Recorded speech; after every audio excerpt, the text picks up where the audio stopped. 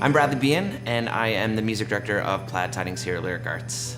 I was in Scotland at the Edinburgh Fringe Festival doing a show as an alumni with Anoka High School, and my mom sent me an email because she'd been scouring the 550s, because that was still how you got auditions back then.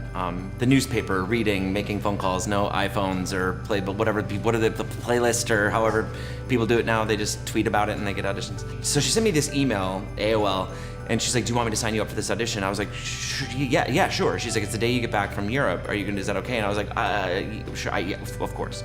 I went into the audition literally having no clue. I brought my own accompanist because I thought that was another thing too. I was like, well, whoever's there might not know how to play my song.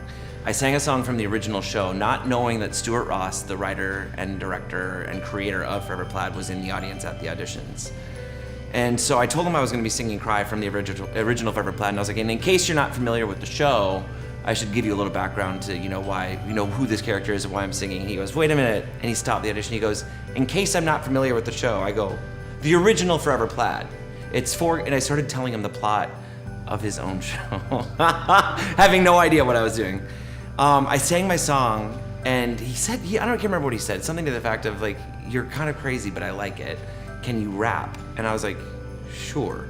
And he's like, could you rap a Christmas song? And I was like, of course. I had no idea why. So I went out in the lobby, I rapped it. I came up, it was the Night Before Christmas as a rap song, not knowing it was one of the songs in the show. I came back and I rapped, and 3 days of callbacks later, I got the show. And yeah, gosh, what a crazy journey. I mean, that was 16 years ago, and now here I am on the directing side of things, which is just magical. So when the show was still in workshop mode, Stuart would call me every Christmas or every other Christmas and be like, hey, we're doing the show in Maltz Jupiter Theater in Florida. I want you to be a part of it. We're doing the show at the Cincinnati Playhouse in the Park. I want you to be a part of it. Gem Theater in Detroit, we'd be a part of it.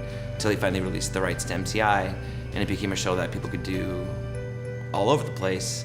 And then that's when it finally made its off-Broadway premiere in New York 2 years ago.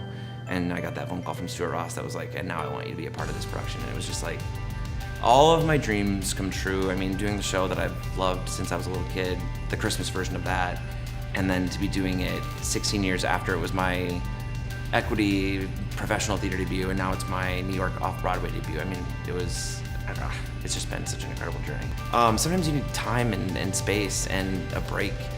And I was only seeing my family like once a year at Christmas, maybe. And my lease was up in New York, and I just decided, instead of struggling and trying to find another place to live and all that, I would come home and just take some time. Matt McNabb told me that Plaid Tidings was in the season for this year, and I gasped, and I didn't want to. I knew I wouldn't be able to be in it because of being union and equity contracts and things like that. But in my head just started to spin. And then finally, it was my sister Kate that was like, I was talking to Matt, and have you ever, would you ever consider like being on like the directing side, like music directing it? And I hadn't. It's not something I had put a lot of thought into. So I sat down with the score and I played the whole thing, and I was like, yeah, done. Who do I talk to? And that's when he put me in contact with Laura, and the two of us sat at Avant Garden up the street for like, I think what she expected to be like a 15-minute conversation turned into like an hour and 15-minute conversation. I was in tears, she was in tears. I was like, you just don't know what this show means to me, and like how magical it is, and like how I'll never forget what it was like to get this gift of a show for me as a person, me in my career, and just for me as an actor. The show's magical, and there's something about it that changed who I am just in general in life. And the fact that I've had this gift given to me 6-7 times now, the fact that I now can be on this giving end, I could get emotional about it right now. It's just like, I don't know, what a treat, what a joy.